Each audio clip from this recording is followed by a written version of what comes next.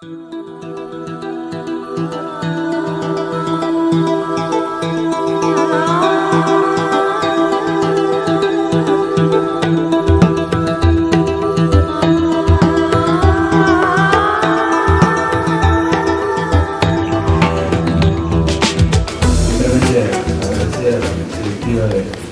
Cuarto Sureste por la invitación de poder exponer este tema en cuanto a los trabajos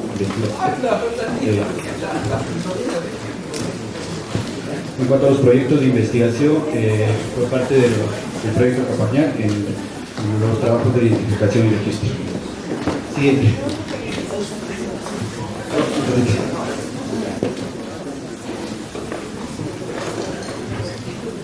Bueno, un poco más breve el tema en vista de que tenemos varios expositores el día de hoy, poder respetar algunos tiempos.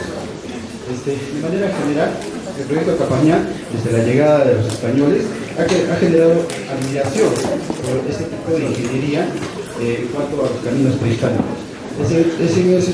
Es por eso que incluso en los documentos, el tipo de la invasión del Imperio Incas, Leonardo Pizarro, que indica que en el camino de Jauja hacia el Cusco, si no fuera por los caminos prehispánicos que ya se tenían en ese tiempo, no pudieran haber pasado esas quebradas verticales o esos ríos a través de los puentes que se han identificado en cuanto al sistema vial andino. No hubiera sido posible llegar a Cusco si no hubiera habido esa ingeniería o ese trabajo previo. Entonces ya nos da a entender estos datos anteriores, la importancia que tenían los caminos en la época prehispánica, como es el tema de poder dominar y poder administrar todos los pueblos que estaban dentro del dominio, dentro del territorio del Tahuantinsuyo. Bien, es en ese entonces que de repente, en el año 2001, se crea el proyecto Capañán como un proyecto especial que está adscrito al Ministerio de Cultura, ¿no? Siguiente. Que dentro de su artículo 1 menciona de que se otorga fuerza de ley al Decreto Supremo 031 que declara preferente interés nacional a la investigación, identificación, registro, conservación y puesta en valor de la red de caminos existentes en el imperio incaico dentro del territorio nacional. El proyecto Capañán es creado como un proyecto especial, pero que tiene una ley que establece su creación desde ese entonces, ¿no? Y también tenemos el Decreto Supremo 125/2012, en el cual establece que mediante el artículo 1 del Decreto Supremo 031/2001 se declara el preferente interés nacional de investigación, identificación, registro y protección y conservación y puesta en valor de la red de caminos. Entonces tenemos documentos técnicos legales que pueden asegurar de alguna manera la sostenibilidad de este proyecto especial que se ha dado a nivel nacional y que aún se mantiene a nivel del Cusco dentro de la sede nacional Lima y dentro del Cusco. Antes existía el proyecto especial Capañán en Arequipa, Puno y otros departamentos, pero por temas administrativos, las únicas que se mantienen son la sede nacional y la sede Cusco. Siguiente, por favor. Dentro del reglamento de funciones del Ministerio de Cultura encontramos el proyecto Capañán como un proyecto especial, como la Comisión Nacional. Entonces, administrativamente, legalmente, tiene su sostenibilidad dentro del organigrama de funciones del Ministerio de Cultura. Siguiente, compañero. Entonces, administrativamente, desde el año 2003, el proyecto Capañán desarrolla sus actividades a nivel nacional como había mencionado.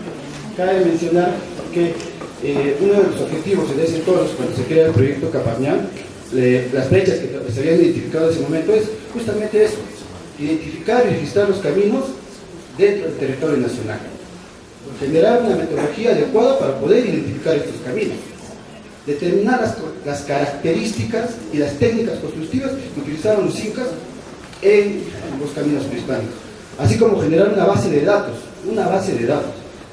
El proyecto Capañán en esa parte también ha avanzado bastante en poder actualizar y generar instrumentos dentro de la administración del Ministerio de Cultura o la del Cusco, ¿no? Siguiente. Conceptualmente, el proyecto Capañán abarca actualmente dentro de las mesas técnicas 6 países: Perú, Ecuador, Chile, Argentina y Bolivia. Entonces, pero desde la concepción de ellos, de los 6 países, se considera como punto de convergencia y divergencia de los caminos principales la plaza principal Jana Papecaca, que es la actual Plaza de Armas del Cusco.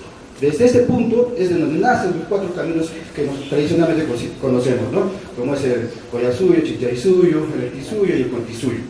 A esto se suman, de los 4 caminos principales, 4 caminos, los caminos transversales o las bifurcaciones.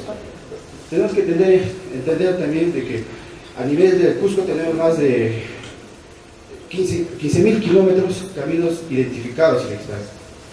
Siguiente. Orgánicamente, ¿cómo funciona el proyecto Capañán? Acá en Cusco funciona de esta manera. El proyecto Capañán, dirigido por un coordinador general, tiene su área administrativa. Después del área administrativa están las 4 áreas principales: la coordinación de investigación arqueológica e histórica, la coordinación de uso social, la coordinación de conservación y la coordinación de itinerarios culturales. Dentro de la coordinación de investigación histórica, arqueológica, es donde están adscritos los proyectos de investigación arqueológicas sin excavaciones, que vendrían a ser las prospecciones. Siguiente. Resalto un poco el tema de la coordinación de investigación arqueológica, porque eso administrativamente también ha cambiado en el tiempo desde que se ha creado el proyecto Capañán, entre el año 2002 hasta la fecha.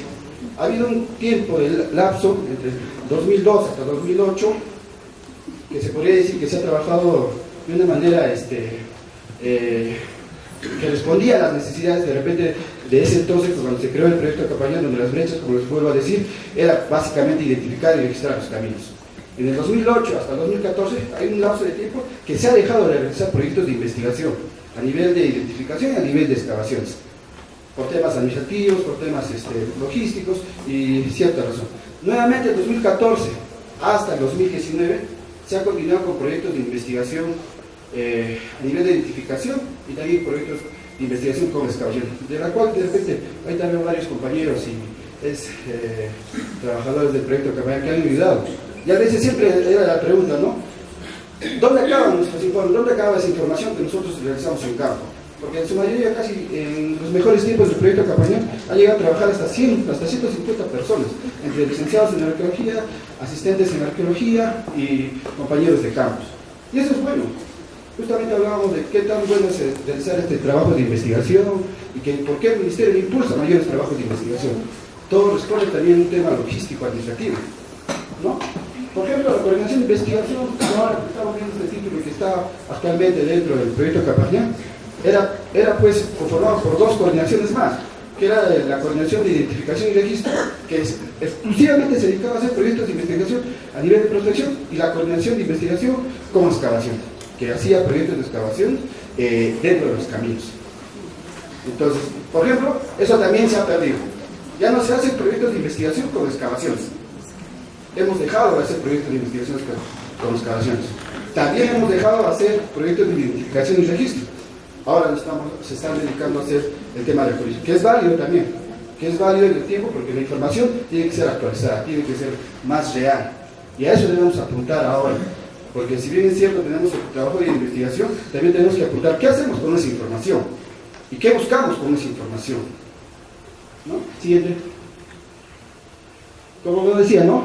La coordinación de investigación histórica arqueológica realiza 4 actividades actualmente, ¿no? Que son las investigaciones multidisciplinarias, PIA, SIG, excavaciones, los proyectos de excavación arqueológica que ya no la hacen, elaboración de expedientes de declaratoria y limitaciones, y la sistematización de la información en una base de datos cartográfica. De las 4 actividades tradicionales que se manejaban, ya se ha dejado de hacer proyectos de investigación arqueológica con excavaciones, como ya lo he mencionado, ¿no? Siguiente. Algo que también ha cambiado en el tiempo entre el año 2002 hasta la fecha es que hemos dejado de hacer los trabajos de investigación, o bueno, las prospecciones a nivel de cuadrantes. ¿Por qué? ¿Por qué hemos dejado de hacer la prospección en cuadrantes? Porque ¿qué pasaba? Generalmente los colegas que trabajaban en una temporada no necesariamente continuaban en la siguiente temporada. ¿Y qué pasaba? Digamos, los caminos salían por la parte principal del cuadrante y se proyectaban por la parte superior, pero como su cuadrante terminaba al límite, no necesariamente llegaba a un sitio, un punto en específico, dar la continuidad por la parte norte, sur, casi nos demoraba más tiempo. El tema de recursos era imposible realizar este tipo de metodología a nivel de caminos. Ya en el 2014 cambia esta metodología y se comienza a trabajar ya también a nivel de sitios administrativos. Y en eso hemos podido manejar ya también espacios geográficos, a nivel de cuencas y microcuencas. Si el investigador era más acucioso, podía trabajar hasta ambas márgenes del camino y tenía su mejor contexto y un mejor manejo de la información. Eso ha ayudado bastante a enriquecer actualmente la información. Siguiente, por favor.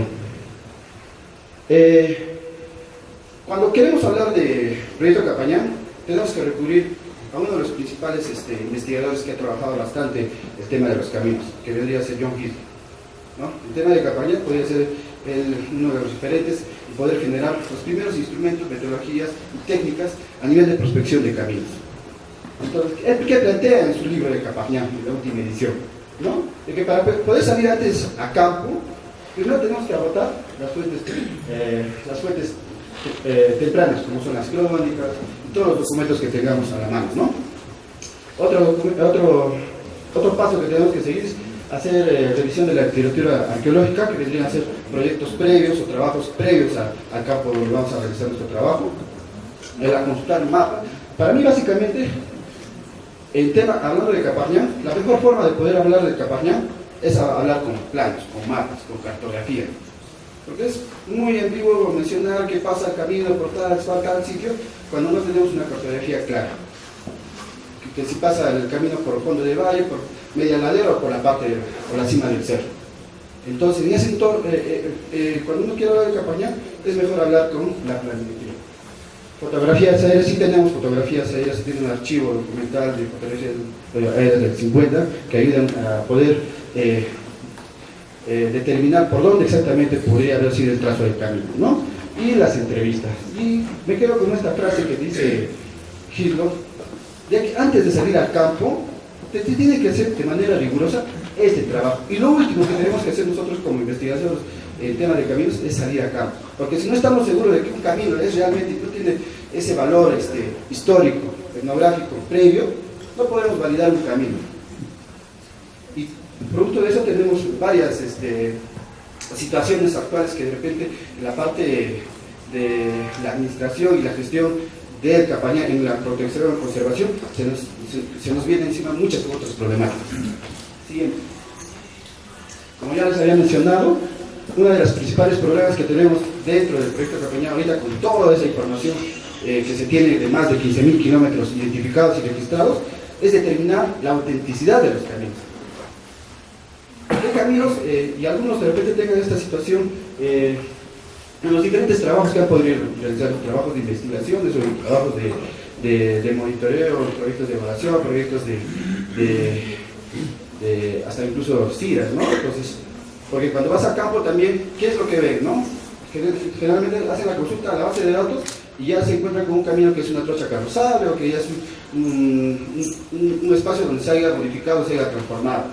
Entonces, tiene que ver mucho en considerar estos tres aspectos: la parte arqueológica, la parte etnográfica y la parte histórica, para que podamos validar realmente si un camino es de época prehispánica.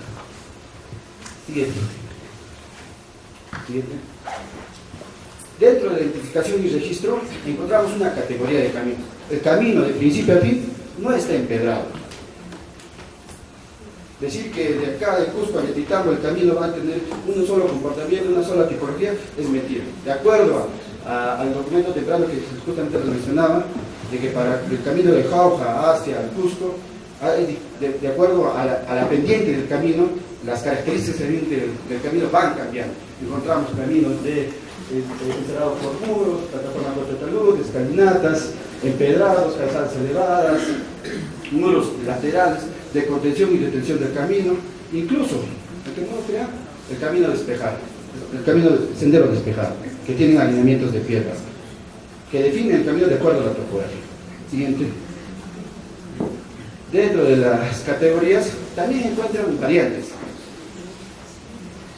Se han realizado trabajos de investigación con excavaciones en estos caminos, justamente para poder determinar el tipo o la tecnología constructiva creo que es una deuda que también tiene el proyecto Capañán en poder sacar un artículo en este tema para poder determinar a los compañeros que han realizado los proyectos de investigación como excavación, para poder decirnos realmente, ¿había tratamiento o no había tratamiento para hacer los caminos? ¿Cómo era el tratamiento de los caminos? Ayer justamente en Sacsayhuamán tenemos una invitación donde se ha publicado un artículo sobre la identificación, registro y la importancia de un camino de Piquillacta hacia Chumbivilcas, ¿no? Entonces, artículos y documentos como esos fortalecen el trabajo de identificación y fortalecen también los trabajos de excavación que se ha realizado en esos tiempos. Hay una información muy interesante dentro de esta página. Siguiente. Como lo había mencionado, el proyecto Capañán, muy aparte de que tiene los 4 caminos principales, tiene caminos secundarios y tiene caminos y bifurcaciones. ¿Por qué? Porque tenemos que conceptualizar que a nivel de Cusco tenemos una infinidad de sitios arqueológicos. Como sitios arqueológicos, estos no vivían de manera aislada. De alguna manera, a través de un medio de comunicación, que en este caso vendrían a ser los caminos, estas se interrelacionaban por una necesidad o por otra. ¿Sí? Porque el ser humano, por naturaleza, no se aísla por sí solo, sino que necesita de diferentes recursos para poder sostenerse. Algo que es curioso mencionarlo en el trabajo de identificación y registro, a veces a nivel de superficie nosotros no encontramos ninguna evidencia, pero también hay la casuística en el cual, producto de las excavaciones arqueológicas, por debajo de la superficie encontramos caminos empedrados o con alineamientos de piedra. Y es algo que se tiene que tener en cuenta también. A veces muy simplísticamente mencionamos de que no existe nada en la superficie, pero debajo sí encontramos los componentes formales del camino. Y eso hay que tener un poco de cuidado en la toma de decisiones. Ahora básicamente hablar de repente de la gestión del patrimonio en el tema del Capañán. Considero muy interesante este texto que nos deja el arquitecto Hayakawa. En cuanto, en general, hablar de la gestión implica referirse al manejo de algo que se administra para que genere los mejores resultados posibles. En el ámbito del patrimonio cultural, esta gestión deberá administrar más allá de la superación, del deterioro y abandonación del monumento, repotenciando procesos de rehabilitación, reconociendo y disfrute por y para todos, ¿no? ¿Qué debe buscar la gestión del patrimonio? No solamente la conservación y la preservación del monumento. Creo que como reto, ahora ya también nos toca ver de otra manera esta óptica de poder también resolver las problemáticas o las exigencias que tiene la sociedad con el patrimonio. Y esa es una brecha grande que tenemos todavía nosotros para poder buscar ese punto de equilibrio entre que haya conservación y que haya también, de alguna manera, y que la población se beneficie de esto, o no se sienta afectada por el patrimonio. Siguiente. Capañán, así como Catastro dentro de la DDC Cusco, es un área generadora de información, porque generan catastros, generan información de identificaciones y registros. Pero esa información acaba siendo utilizada no solo por otras dependencias dentro de la DDC Cusco, sino por otras instituciones como es SUNAR, porque una manera de proteger es que la información sea de manejo de todos, no debe ser encerrada por una área específica, debería ser una información que esté subida en la red incluso, para manejo y uso de cada uno de ustedes, para poder prevenir proyectos que puedan afectar directamente al camino, ¿no? Entonces, ¿qué pasa? En el año 2016 se hace la modificatoria de la ley 2826-4, que dentro de las instituciones generadoras de información de integración unificada y dentro de la vinculación del registro de predios, en la cual están las municipalidades, está la misma SUNAM y el Instituto Geográfico Nacional, se adhiere al Ministerio de Cultura. Es decir, que entre estas instituciones y el Ministerio de Cultura se deben generar protocolos, se deben generar estándares en el cual todos puedan entenderse cuando se habla de patrimonio, cuando se habla de recursos naturales y cuando se habla de otro tipo de información que manejan las municipalidades. Siguiente. Giancarlo Marconi, que ha sido director del Campañal Nacional muchos años, menciona, ¿no?, que los proyectos pueden evitarse, se puede evitar la afectación a los monumentos siempre y cuando estas estén informados, ¿no?, las instituciones, de dónde realmente se encuentra un monumento, dónde se encuentran los caminos.